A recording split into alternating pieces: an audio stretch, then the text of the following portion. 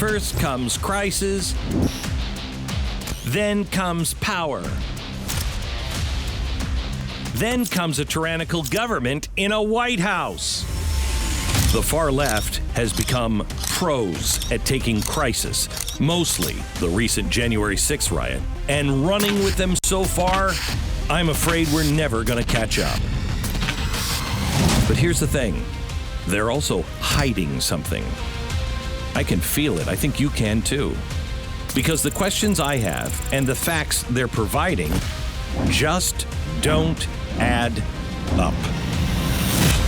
And those secrets, hidden deep in the murky shadows of Washington, D.C., they're building something monstrous, a monolith, all under the guise of protection for you. I don't buy it, and neither should you. But that's for you to decide. Tonight, I'll provide you with the clues that the men and women in power today, from the intelligence community to the White House, are building a surveillance and police state from which we may never escape. Tonight, weaponizing crisis, exposing the hidden hand after January 6th. Hello, America. Welcome to the program.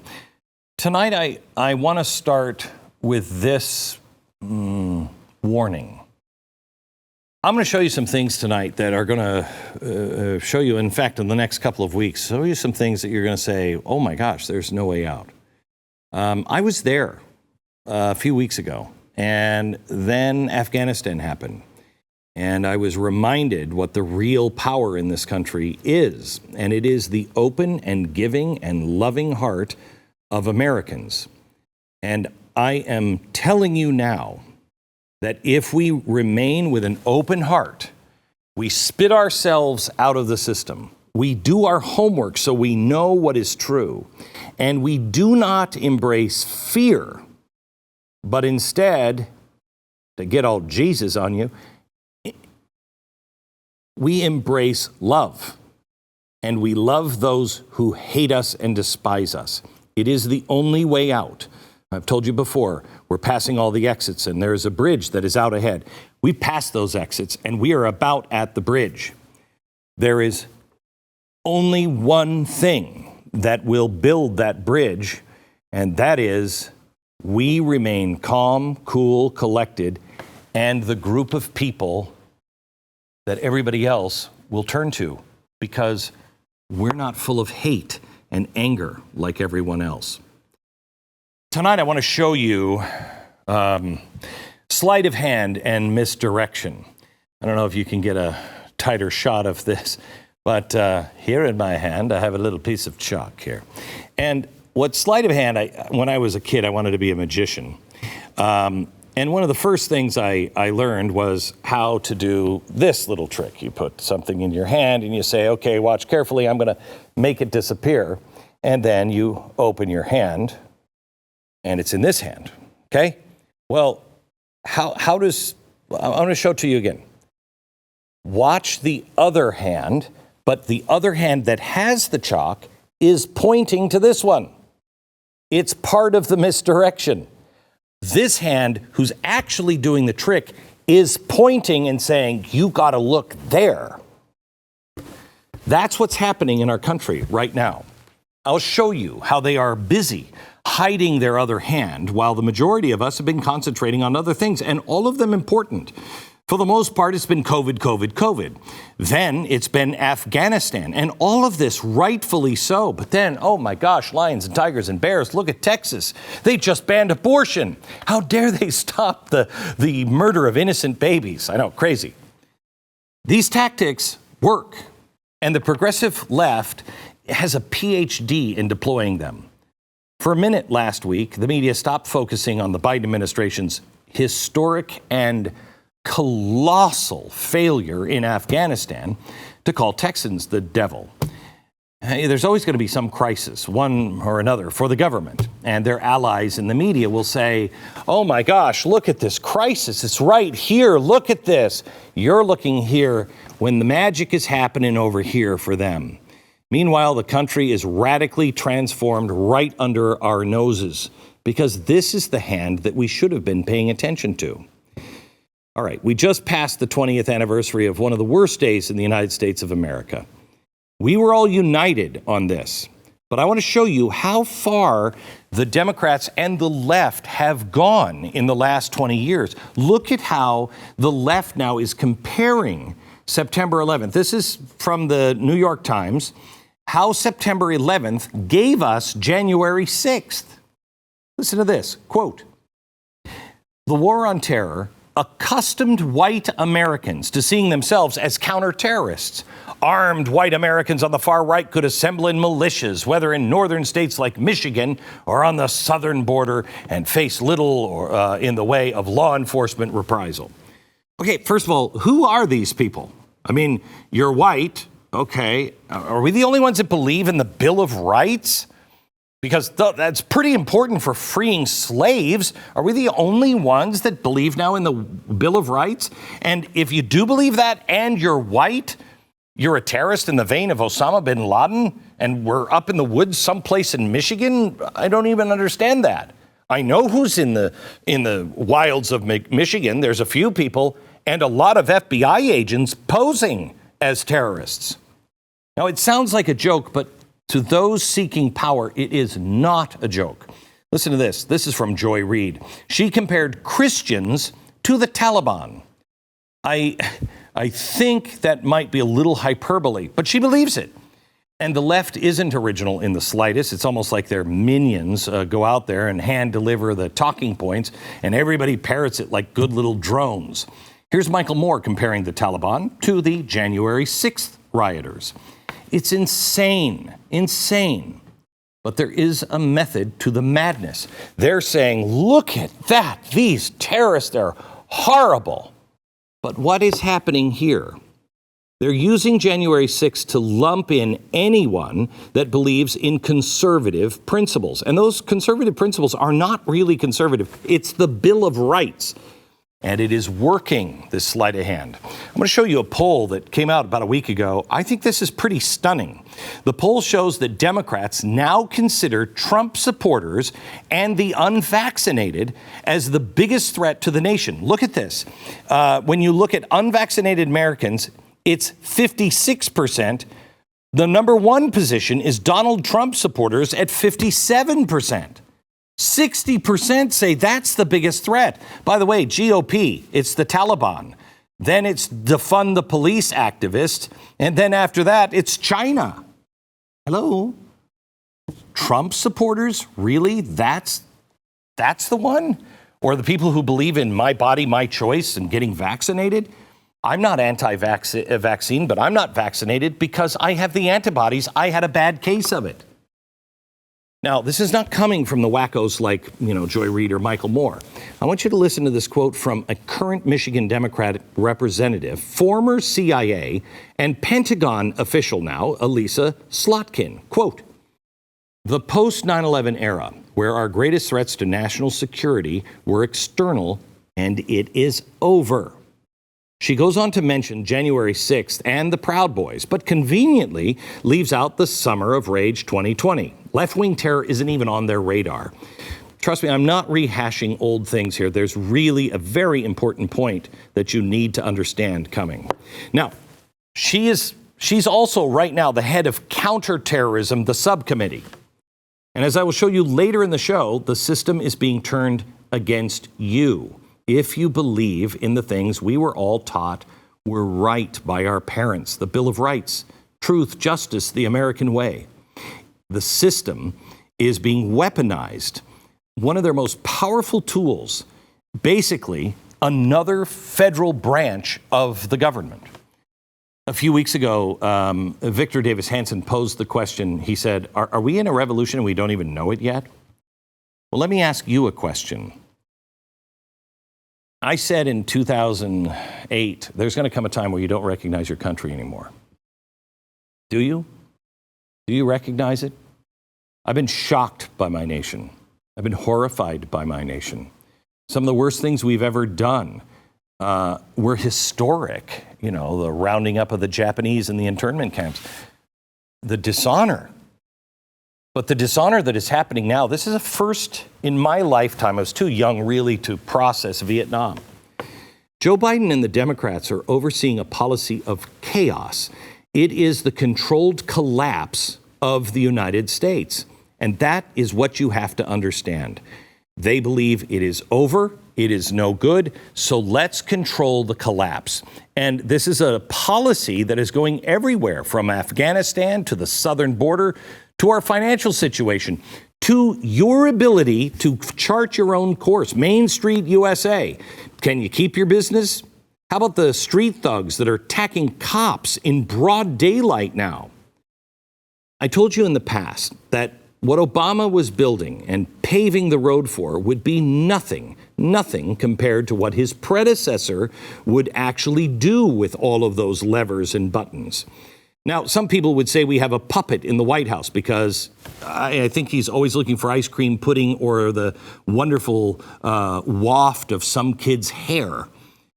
But I don't think he's entirely checked out. But he is pretty much a puppet of the White House because Obama is running, really. The underlings are all there at the White House. I'm going to show you tonight how Obama has built the framework to create the single most powerful force in the United States government and then unleash it like a monolith to carry out their revolution and what's coming. So what is it? It is the U.S. intelligence apparatus. It's changing. Look at the chaos gripping this country right now. Is there any doubt that what we're witnessing is a full-blown leftist revolution? Let me show you what it takes. I've studied this for 25 years. Let me show you what it takes to have a revolution. You have to have certain tools. You have to have the media. You have to have Hollywood. Okay, check. You also have to have education. Let me ask you this. Education.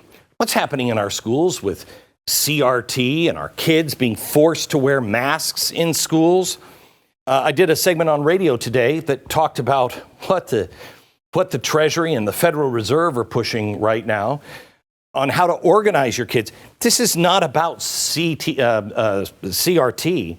This is about getting our kids to be street activists. That's what's happening. By the way, it was the unions, not science, that influenced the CDC on reopening schools. And the unions were consulted with the president when he said, we're going to have all these businesses make sure that you've had your vaccine. They were consulted. You weren't. Is there a leftist agenda here? And what about money? What about money? Here's the problem with money. They have the big banks. They have the Federal Reserve, and now they have all of the large corporations. Money is something that we're going to address, I believe, next week on a show you do not want to miss if you want to survive the coming collapse of our financial systems. I write about this extensively in my new book that I hope to have out by January. It's taken us longer than any other book we've ever written because everything has to be exactly right, and it's a complex issue, but once you see it, it's everywhere. It's called the Great Reset. Part of it is just the modern monetary theory. It's the heroin that keeps the system going until it collapses into a new system. It's the cash cow to fund the revolution, and it's already happening. Make sure you join me in the next few weeks. I'll break everything down with what's going on in the economy next week. Let's just say it is chalkboard full. Now, the next thing they need is compliance. I never thought that they would get these four. I never thought they would get a compliant American public. I never thought they'd get all of the government agencies that would include the military. And I always thought our local police would stand. But compliance was out. I mean, that was a Rolls-Royce-sized gift to the tyrants. 2 weeks to flatten the curve was their test. We did it because we're good people. And then we did a little longer because we don't want to see people killed. And then we just kept going. And they're making it easier and easier for people to stay home because of modern monetary theory. They saw how far we could be pushed, and the damage has been done, and they learned the lesson. We have been measured, we have been weighed, we've been tested, and we have all been found all too willing to comply. These are all really linked together. You have the government agencies, the military, the police. You have the bottom-up street activists and social media. All of these things are either being used or, in the case of police, undermined to further their revolution. Tonight, I want to add 2 more to this chalkboard. I want to add the net. Sorry, I should be running this way. And the other one I want to write is, boy, it doesn't get any better, does it, my handwriting? The event. That's all that's left. Now, let's use this lens to listen to this statement by Michelle Obama, talking specifically about our cops. Listen. Many of us still live in fear as we go to the grocery store or worry about walking our dogs or allowing our children to get a license. I mean, just imagine. Aren't your girls driving? They're driving. Yeah. But every time they get in a car by themselves, I worry about what assumption is being made by somebody who doesn't know everything about them. Seriously? The woman who said that black people can't make it and we're poor, and then she became president and she's living the life of a king and queen, and the Obama daughters aren't safe? Really? They're followed. See the guy in the glasses? That's Secret Service. This is not real. This is not real. By the way, there are times I'm afraid to walk the dog. I'm a white guy. It's a difference. How can the rest of us ever go to walk our dogs or get a driver's license? It's preposterous. And she knows this. So why was it said? Because the most important tool is fear and anger. You have to be afraid of the police. And if you're on the other side, you have to be angry about what is being said about the police. But if you're afraid of the police, don't worry. The government will have a solution. It's the net. It's all coordinated and it leads to one thing. Now, the fear campaign is doing its job as intended. Good cops are quitting en masse all over the country in record numbers, which will cause more what? Chaos, which will cause people to say somebody has to do something. Ever since the summer 2020 riots, crime is rising at an unprecedented rate, and no one wants to talk about it because it's only happening in those cities where they dismantled the police. The one thing they do want to talk about is January 6th. So let's talk about that right off the bat. Let's fill in the gaps that the left is missing and the corporate media is not sharing with you. Leftist riots in 2020 caused over $2 billion in damages. Have you seen a congressional committee called to investigate that? Seems like kind of a big deal. In the absence of anyone in Washington actually doing their jobs, the Major Cities Police Chiefs Association investigated what CNN would likely call the mostly peaceful riots during the 2020 election year. Here's what they found, and see if you've seen any of this anywhere. Did you see that the FBI found zero evidence that the riot on January 6th was coordinated? The story, I think, came out on a Friday and was dumped. Zero coordination. 90% of all police departments that had to respond to summer 2020 riots found the demonstrators came from out of state. What's that? 29% discovered that they were being paid to be there. Listen to this quote. These events had thousands of people in attendance, including groups with suspected violent extremist ideologies. They were prepared and coordinated resistance. It was reported by some agencies, and similar tactics, such as the use of arson, looting, barricades, caravans, and specific types of weapons, were seen in major cities nationwide. Protesters seemed to coordinate their movements and actions on these days as if the violence and tactics were pre-planned. That's over the riots. There was FBI, no evidence of any coordination on January 6th.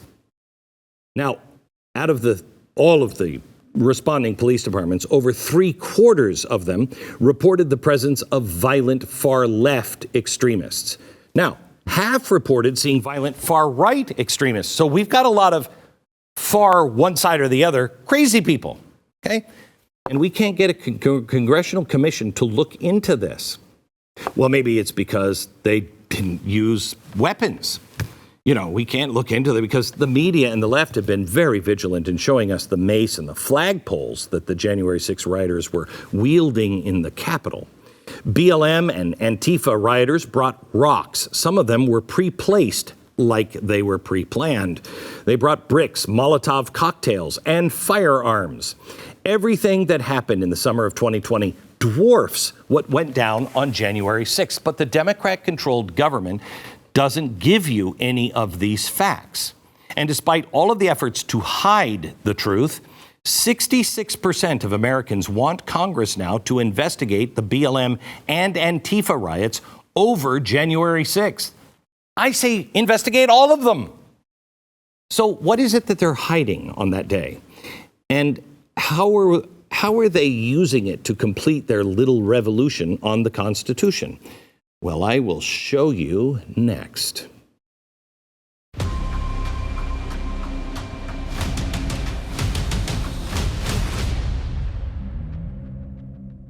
You are going to understand this much more next week on the Wednesday night special when we take the coming collapse of the financial system globally, but especially here in the United States. Please get out of debt. Do everything you can to save money. I will explain next week about half of what you have now in cash will be gone. About half of it will be gone.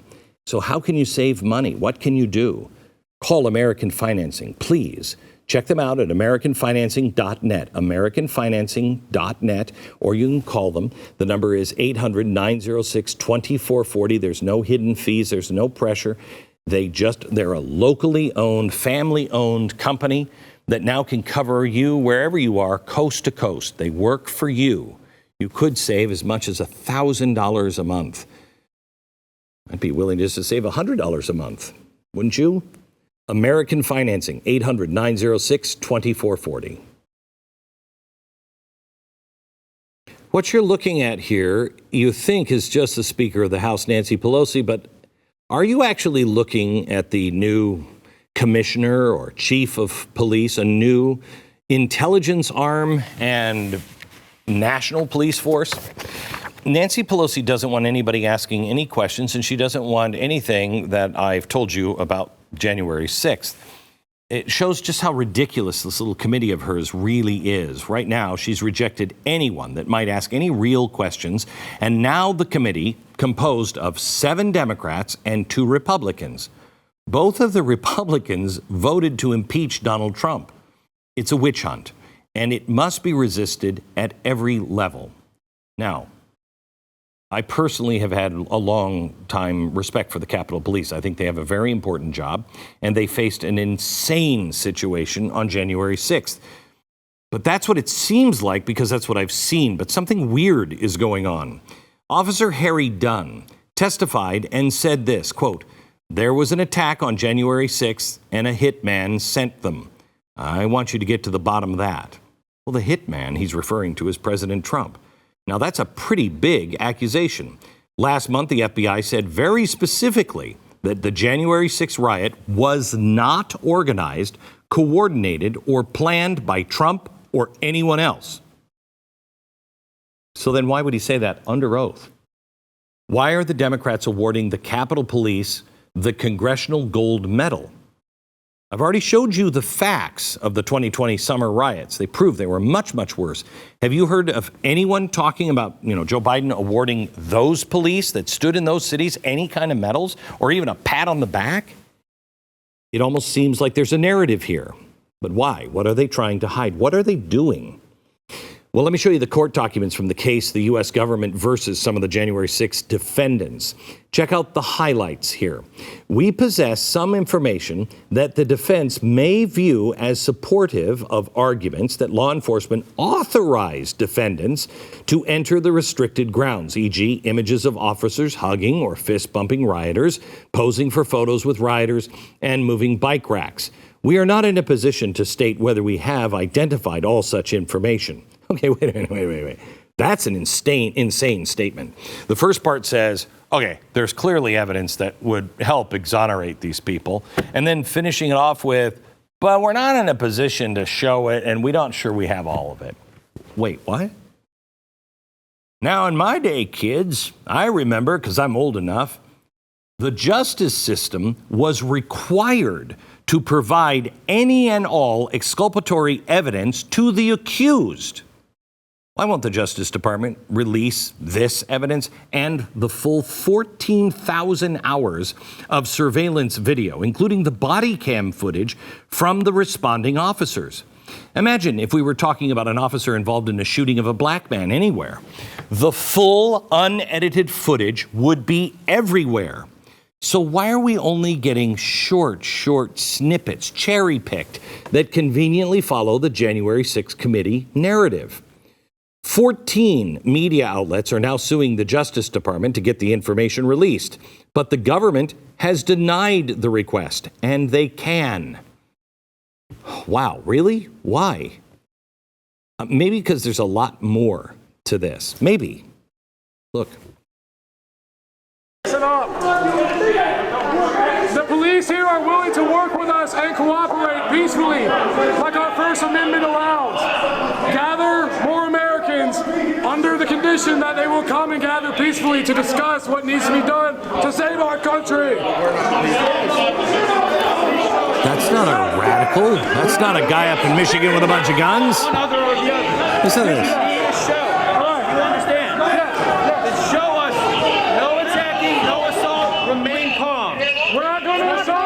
We're going to be heard. Everybody, this must be peaceful. Look at that. Now, if more footage like that got out, probably be a little harder to say the word insurrection again and be taken seriously. You wouldn't be able to launch congressional committees and vilify all the crazy conservatives, the Christians, and the vaccine skeptics. So the rest of us are forced to go on with this shroud of government secrecy. Why?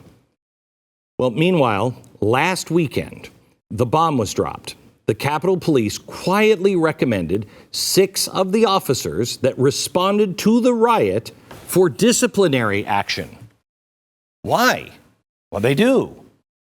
Here's another question. Why did they drop this information on not only a Saturday, but on Saturday, September 11th? Is that when they had that news, or is that just because they wanted the least amount of attention towards this as possible? And remember, the public isn't allowed to see why these officers are being disciplined because the government won't release any of it, including the footage. Now, I would call this unprecedented. But what do we expect by now? Only one person was killed at the Capitol on January 6th, and that is one too many. It was one of the rioters. Now, 2 things would happen if this would have happened at a BLM or Antifa riot. 1, the media would call her a demonstrator. And 2, the police would immediately release the name of the officer that pulled the trigger. And the media would be talking about it nonstop. And they would look to the record and see if there was any blemish on this record. But we don't know. The officer's social media was scrubbed. And then the Capitol Police refused to name him or provide any footage.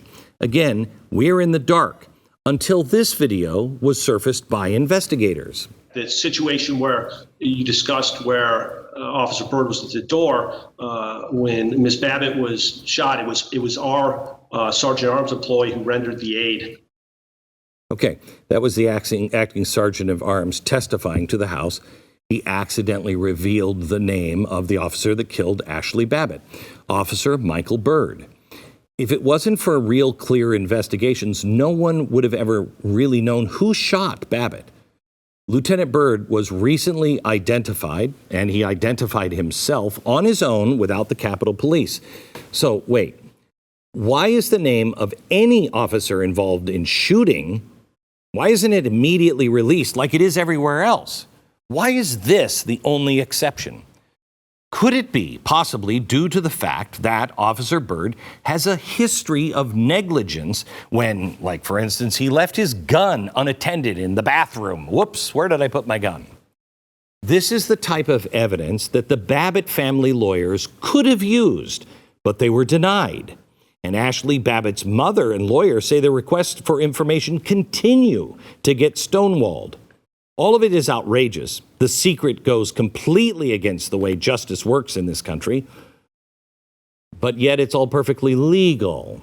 All of it is enabled by the Capitol Police's unusual ability to operate outside of any oversight. It is basically the private police force of the House of Representatives, Nancy Pelosi's police force. Whew. Well, that's bad. But are they doing anything with that power? Oh, yes, they are. Back in a minute.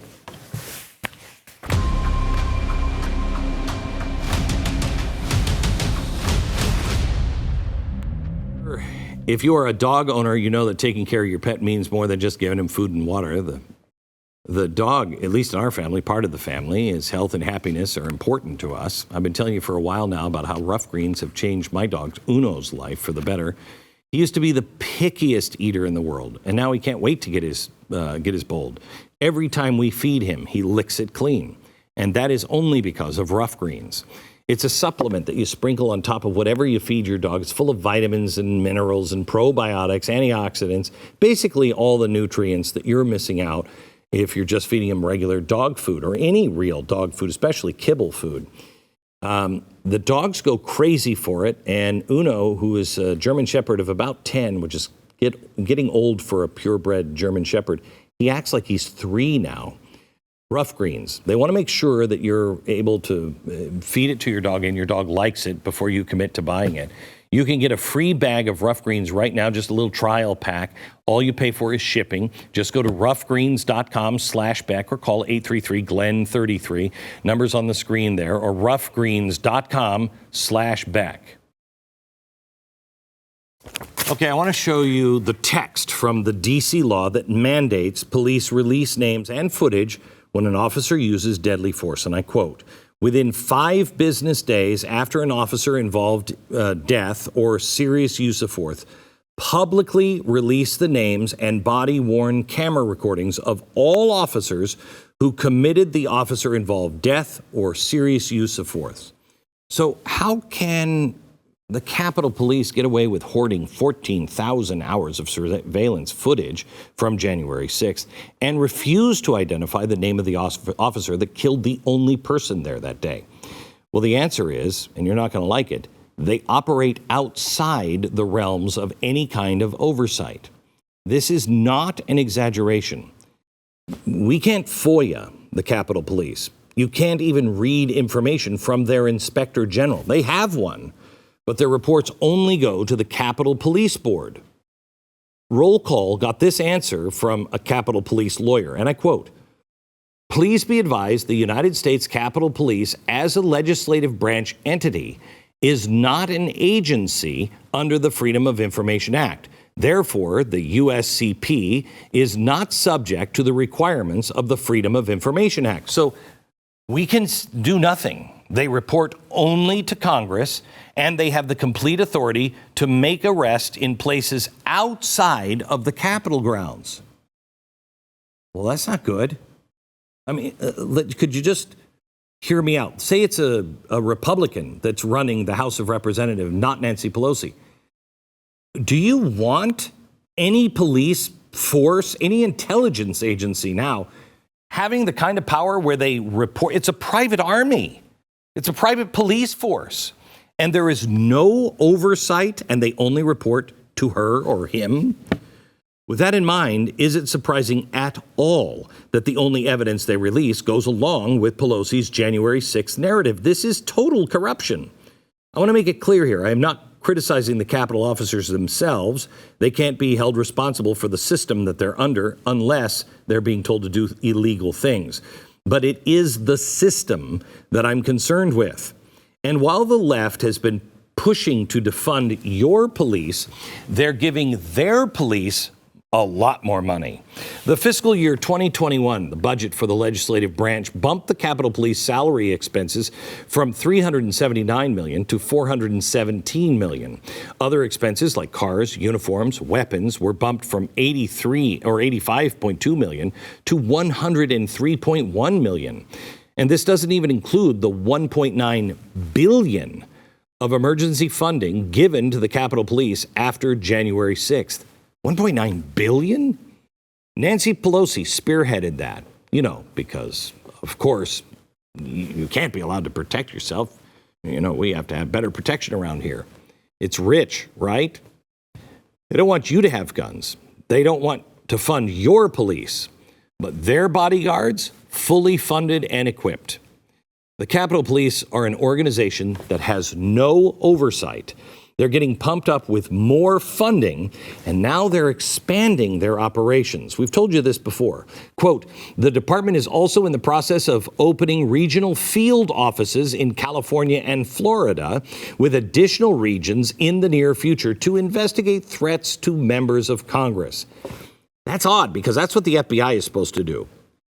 Do you remember the collective freakout when Trump's DHS sent officers to Portland to help defend federal buildings from BLM and Antifa?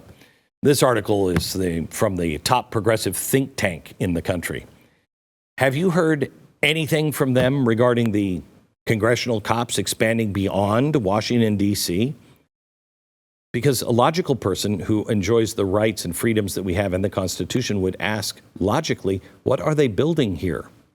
An official Capitol Police press statement mentions a loan from the Department of Defense for state-of-the-art surveillance technology. More offices outside of D.C., Pentagon-approved surveillance equipment, and the pledge by the acting chief to make a, quote, pivot towards an intelligence-based protective agency. Are we looking at the birth of a new arm in the U.S. intelligence community? And not only that, one where oversight does not exist. It might sound awful to you, but to me it sounds like the KGB. And if you're curious about the KGB's original role, listen to this, quote, during the Soviet era, the KGB's responsibility included the protection of the country's political leadership, check, the supervision of border troops, and the general surveillance of the population. Check. Just assign them to the border and you got it. If you think any of this sounds worrisome, you shouldn't be surprised. It's happening right out in the open. And it's been happening for over a decade. The intelligence community has grown, and they have weaponized and then unleashed on a candidate running for president. And now with the Capitol Police expansion and the role shift, the surveillance state is about to become all but unstoppable, and you and me unable to know a single thing about it. But wait, there's more. Back in a minute.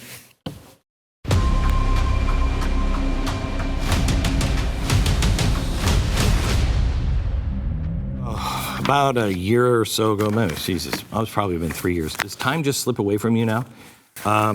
I would have been here and I wouldn't have been able to do that with my hands. They shook so badly and they hurt so much. I couldn't pick up a pen or a pencil. And then I found Relief Factor. I didn't find it. My wife found it. Well, the studios found it. And then my wife said, why aren't you trying that? And I'm like, because I can't believe the people are on the air. They're clowns. You know what I mean? Who's going to believe some clown on TV saying, oh, it worked for me? Please. So she made me try it, and I will tell you, it worked for me. I see the testimonials of people who have tried Relief Factor for their pain, gotten their life back. I know it can happen firsthand because it has happened to me. I take it 3 times a day, every single day. Thank you, Relief Factor. I got my life back. You want to give it a whirl? Try it for 3 weeks. 3 weeks, the Quick Start Trial Pack. It's $19.95. 70% of the people who try it go on to order more month after month. If you want a drug-free and natural way to get your life back, go to ReliefFactor.com. It's ReliefFactor.com. All right. I want to start with a little context on how large the intelligence community of the United States really is. It is composed of 18 different organizations, 2 independent agencies, 9 Department of Defense elements, and 7 classified mostly as other. Basically, anytime they want to add an organization for intelligence that seems a little random, they just go into the other bin. Places like the Department of Energy, an intelligence arm, the DOJ, the Department of Treasury, and the State Department. It is a living, breathing, and more importantly, expanding organization. So my question is, how many more elements of the government are going to, in some way, coordinate with this monolith? Do we now add the Capitol Police because due to their own acting director, They've pivoted to an intelligence-based protective agency, and they're getting surveillance equipment from the Pentagon. Okay, what about the Postal Service? Did you know they even had one? The chief postal inspector admitted that his agency is running something called the Internet Covert Operations Program. They're tracking the social media posts of American citizens. That has nothing to do with mail fraud. This is going on right now, and when confronted about it, the Postal Service brushed aside concerns and said that now that it is out in the open, they're going to make it more secretive.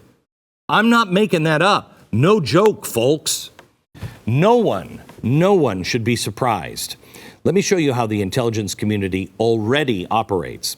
The spy takeover began under Barack Obama. It was the ultimate weapon to circumvent Congress and drop the hammer on opponents if needed. Ideologues were placed in key positions throughout the government. People like, what a surprise, Susan Rice at the NAC. You had Hillary Clinton at State, and Comey at the FBI, and Samantha Power. Other ideologues included John Brennan at the CIA, James Clapper as the Director of National Intelligence, and mid-level people like Bruce Orr at the DOJ and Peter Strzok at the FBI. When all of the pieces were in place, Obama increased the funding to the intelligence machine and classified their budget. Now, to really show you what Obama did and how bad the intelligence community has become, I want to focus on just two entities. The Director of National Intelligence. It was his job to make sure that all of the information coming in was getting disseminated properly. If anyone knew something, it had to be him. Remember that. Then the Gang of Eight. These are the 8 members of Congress who get briefed on what the intelligence community is up to. This was meant to be a stopgap and oversight on spies. Well, under Bush, the DNI was meant to be the ultimate disseminator of intelligence. Everything that went across the DNI desk, he would know about everything that was happening. But that apparently changed under Obama. Islamic terror was breaking out all over the world, especially in Europe. And in December 2010, one of the largest counter-terror operations in recent memory occurred in the UK. But watch what happens when James Clapper is asked about it. But we wondered, how did they stay in control with so much information coming in every day? For instance, the afternoon of our interview, the day's news had been filled with the terror arrest, 12 people in London just that morning. But when we asked the Director of Intelligence... London, how serious is it?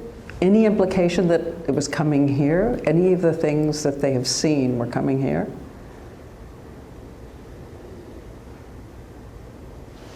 Director Clapper.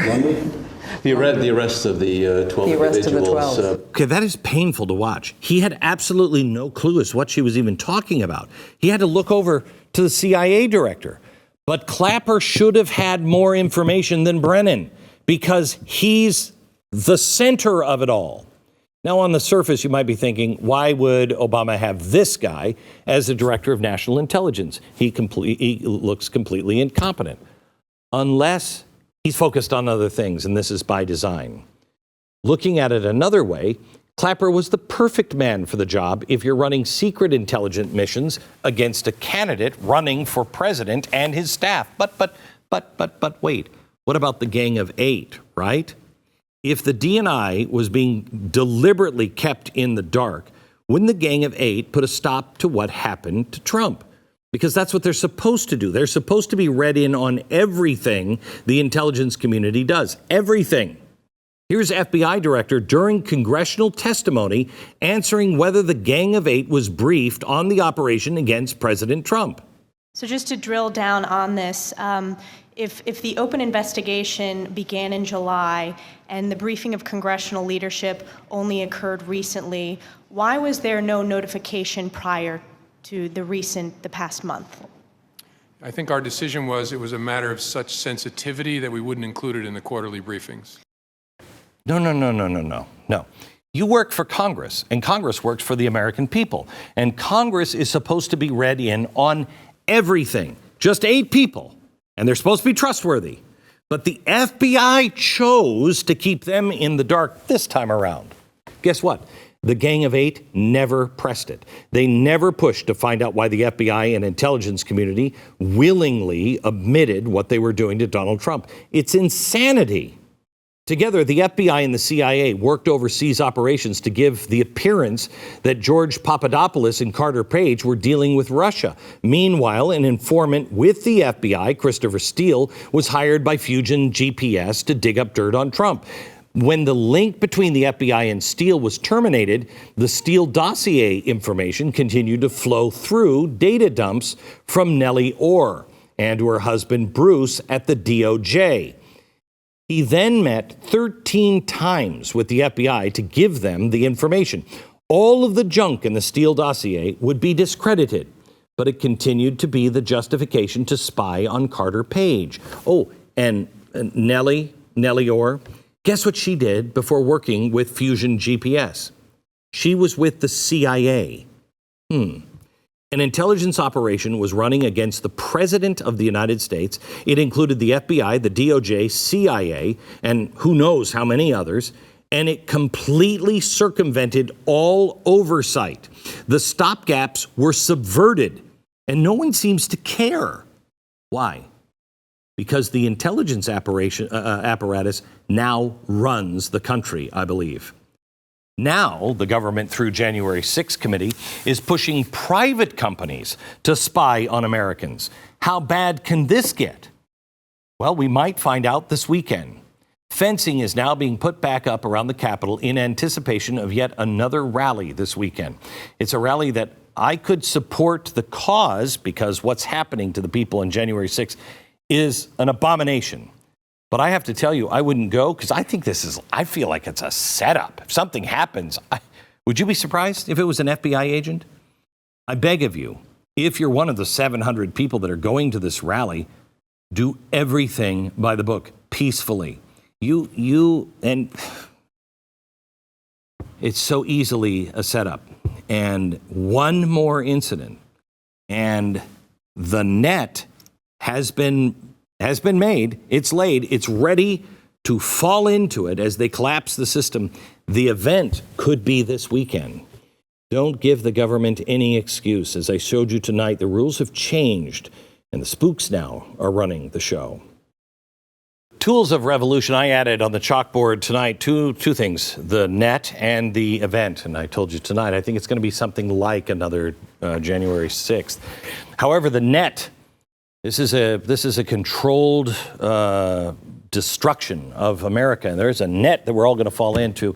Next week on Wednesday Night Special, I'm going to talk to you about the coming financial collapse and what we fall into. Next week, don't miss it.